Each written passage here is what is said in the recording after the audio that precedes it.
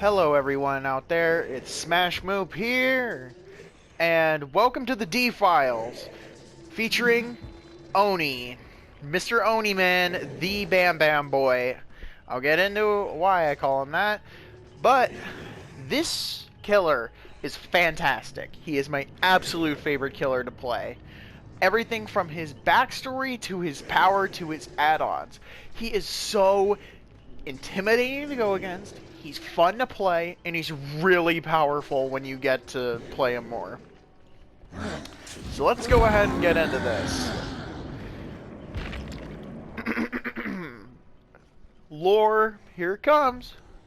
Honoring his family name was never enough for Kazan Yamamoka.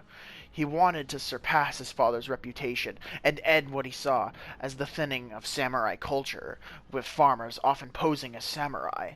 His father tried to turn Kazan's attention to more noble pursuits, but Kazan refused to heed his advice and borrowed his father's katana.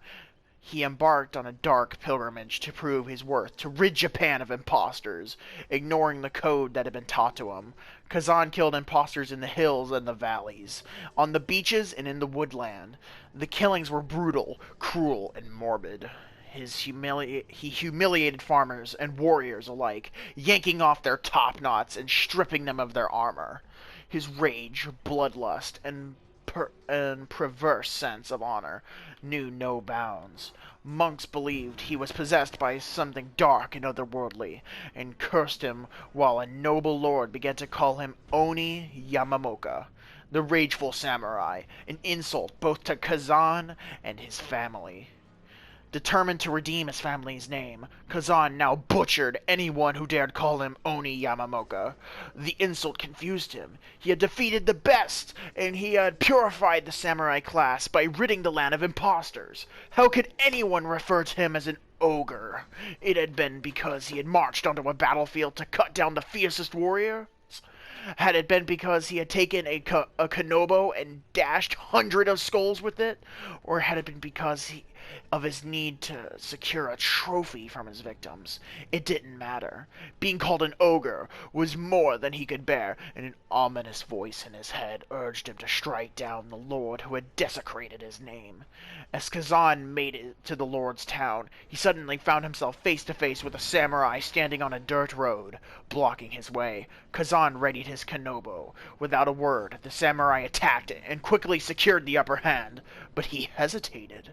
With a devastating blow, Kazan crushed the samurai's head and cracked his helmet. As Kazan approached the fallen samurai, he saw his father's face and staggered back in haunches. His father stared at Kazan with mingled shame and regret as he issued his last breath. Kazan closed his eyes and screamed in agony until he could not scream no more. When he opened his eyes again, his father was gone. Not only had he killed his father, but he had allowed thieves to steal the body for armor.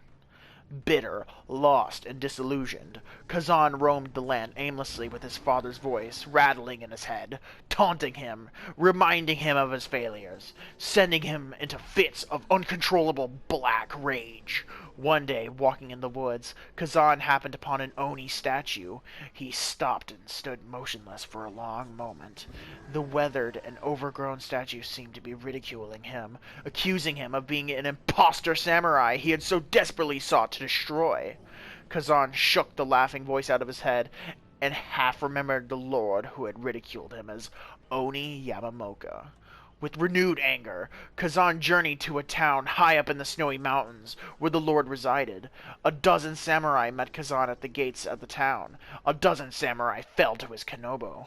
His speed and strength were unmatched. His rage was incomprehensible. Covered in blood and gore, Kazan battled through the town and soon found the lord hiding in a villa. He dragged him out of a cabinet, slicing his tendons to immobilize him, and watched him beg and squirm like a dog.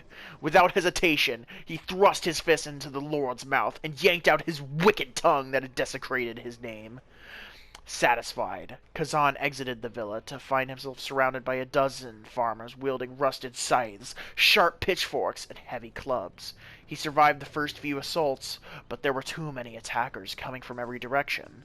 Within moments, Kazan was on the ground staring at a cold, indifferent, darkening sky, as farmers took turns stabbing and torturing the Oni who had butchered their beloved lord. The frenzied mom dragged Kazan into a small stone mill to continue the torture, and finally left him to die a slow, agonizing death. When they returned, the mill was filled with a strange black fog, and Kazan's body and Konobo were nowhere to be found. It was the beginning of a dark legend about a rageful Oni haunting the town. So, yeah, he's got a really good backstory. Pretty much, a rageful samurai looking to purify the samurai name. He went kind of bloodlust crazy. And that kind of contributes to his power. Alright? So, yes. This is personally one of my favorite killers. Just for the backstory alone, I love him. But let's get into his perks. His perks include Zanshin Tactics.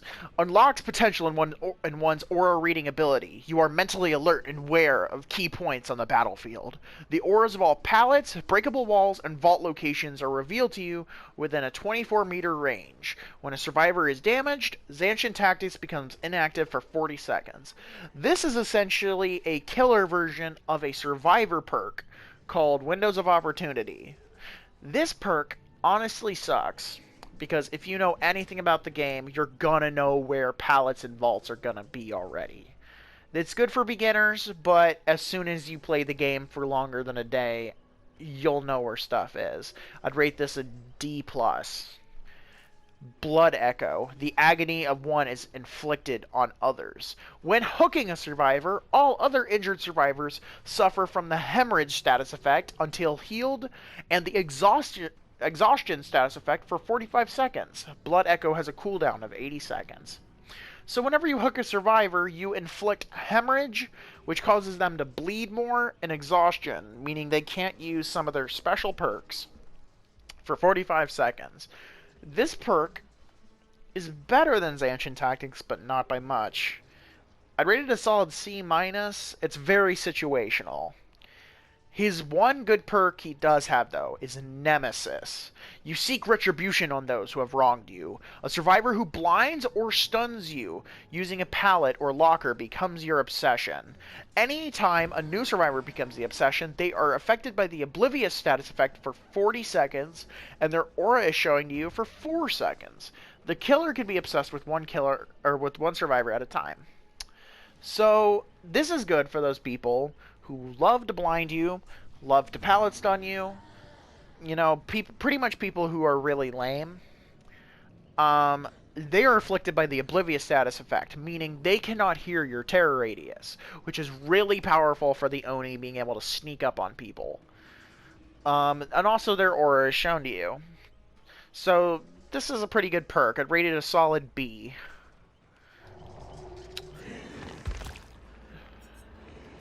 Next up, let's get into his actual power.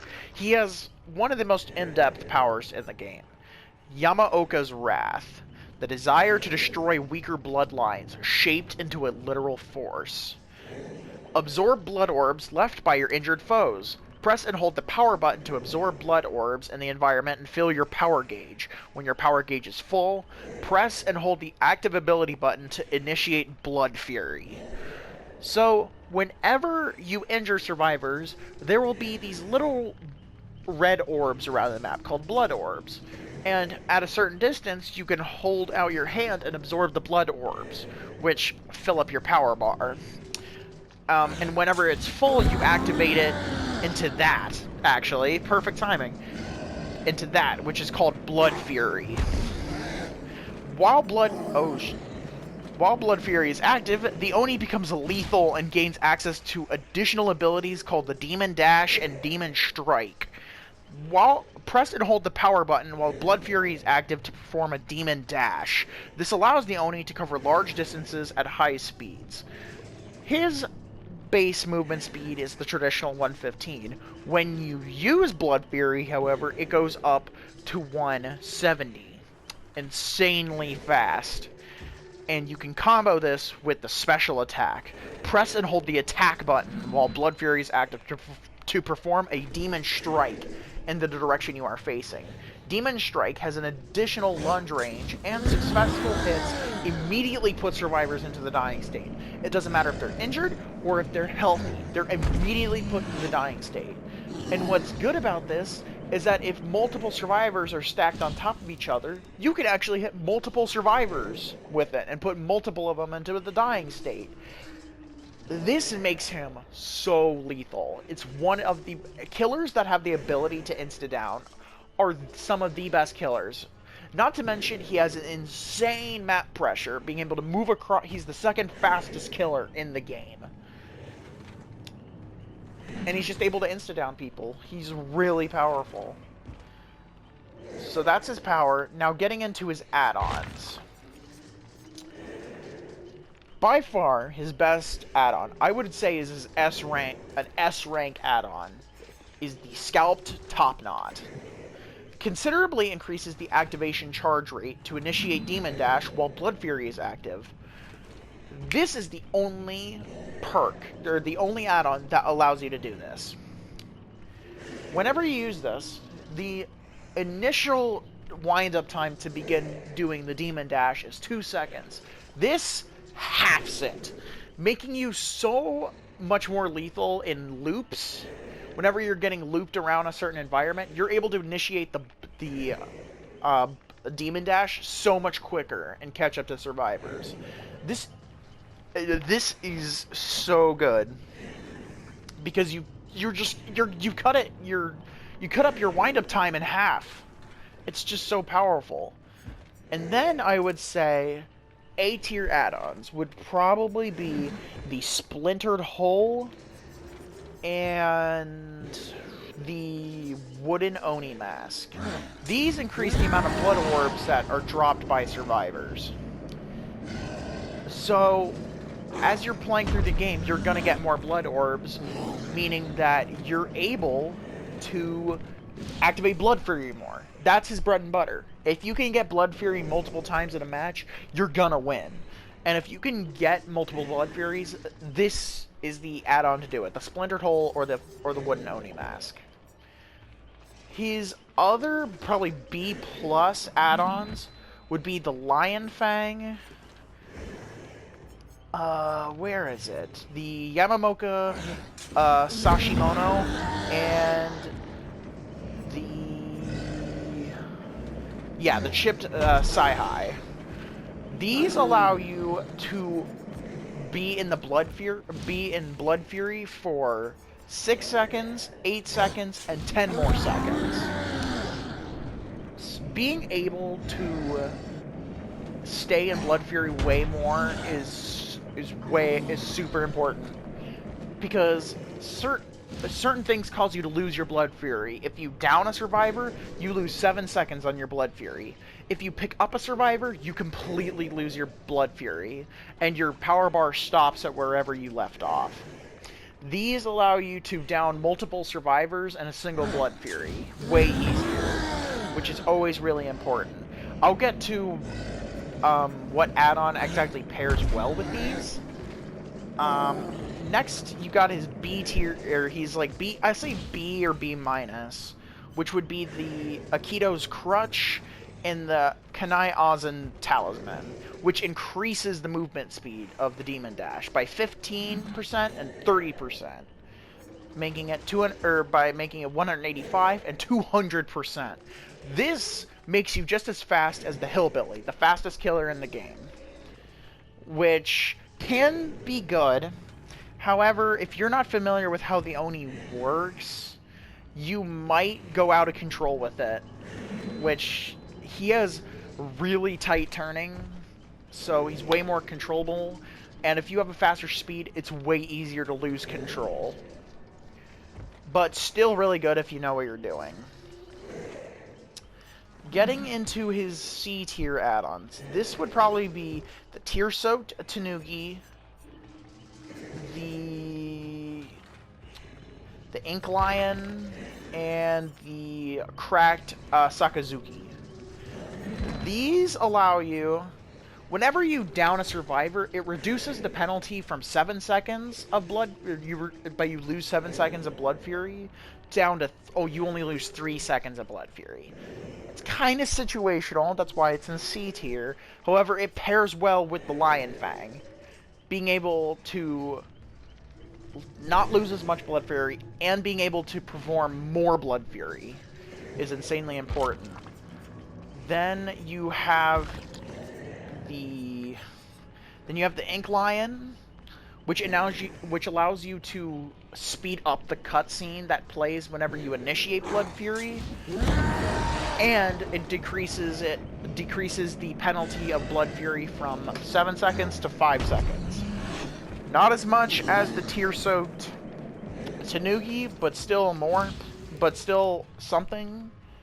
And you get, a speed up to your activation time, or activation of Blood Fury. The cracked Sakazuki, only increases the activation time, which I guess is fine, but it's, not really the best. Going into your D tier add-ons, he has a lot of D tier add-ons. He has no F tiers, I'll give you that, but all the rest of the ones I'm about to go over are going to be D tiers. Your iridescent add-ons. This makes me sad, because this killer started the trend of the iridescent add-ons not being good. The next 2 killers that I'll eventually cover have really bad iridescent add-ons. The Iridescent Family Crest. While Blood Fury is active, missing a Demon Strike will cause all survivors within a 12-meter radius to scream and reveal their location to you. First off, 12 meters is way too small of a radius. That's hardly anything. It's just not good. It's just a worse version of one of his best add-ons for his most ideal build, which I will get to later. The Renjiro's Bloody Glove. Survivors are actually able to see your blood orbs. They're not able to unless you have this add-on. A survivor that comes into contact with a blood orb reveals their aura for 2 seconds. It sounds good on paper. However, if they touch the blood orb, they absorb it back into themselves. Meaning that it's the complete opposite of the Splintered Hole and the Wooden Oni mask. Meaning that you lose blood orbs, which is not good. For a little bit of map surveillance, you're losing what is your power, which isn't good. It's not good. You need Blood Fury. You're not going to win if you don't use Blood Fury, and Renjiro's Bloody Glove keeps you from using Blood Fury. The Bloody Sash, moderately increases the movement speed while absorbing blood orbs. That's it. While you're holding the power button absorbing blood orbs, you move a little bit faster. Child's Wooden Sword allows you to increase the distance at which you can absorb blood orbs.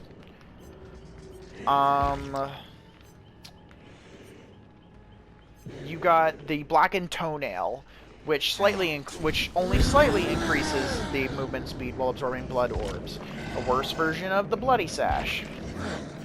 The Rotting Rope slightly increases the distance that you can absorb blood orbs. A worse version of the Child's Wooden Sword.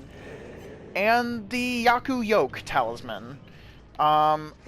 It speeds up the blood orbs speed, which is already fast. It makes hardly a difference. And then I'll say his worst add-ons are his D- add-ons. The Shattered Wakizashi and the Polished Meditate. Or Maydate. Which, one thing I did not note is that the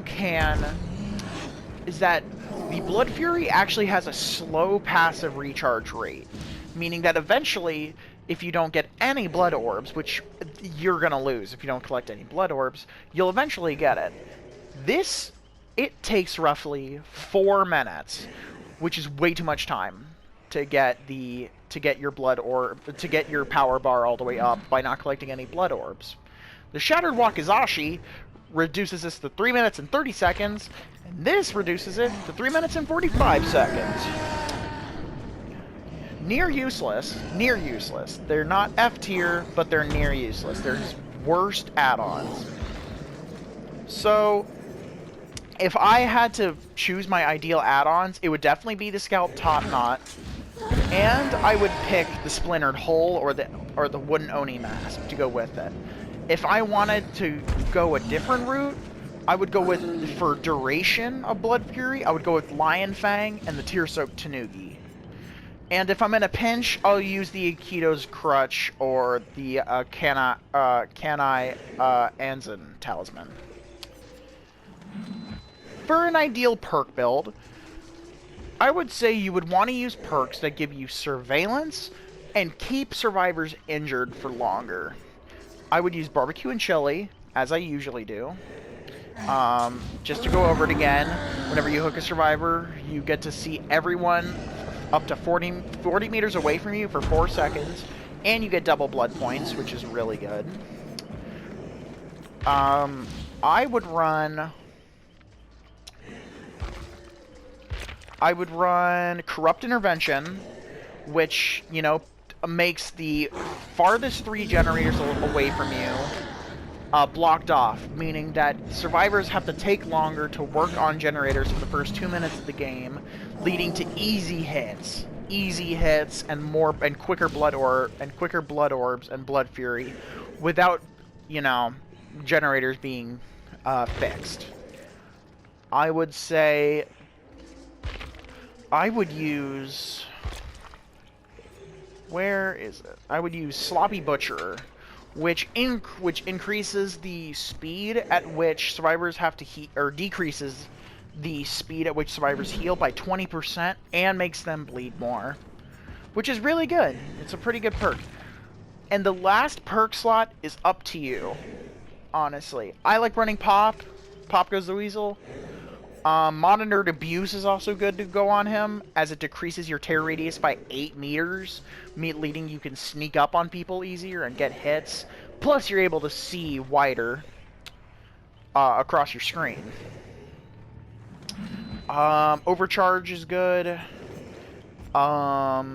Whispers is good. Whispers allows you to know when you're standing within 32 meters of a survivor.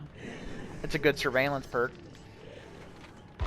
So pretty much that is the Oni, and I would like to thank my friends. If you guys ever watch this, I would like to thank you for voting for the Oni.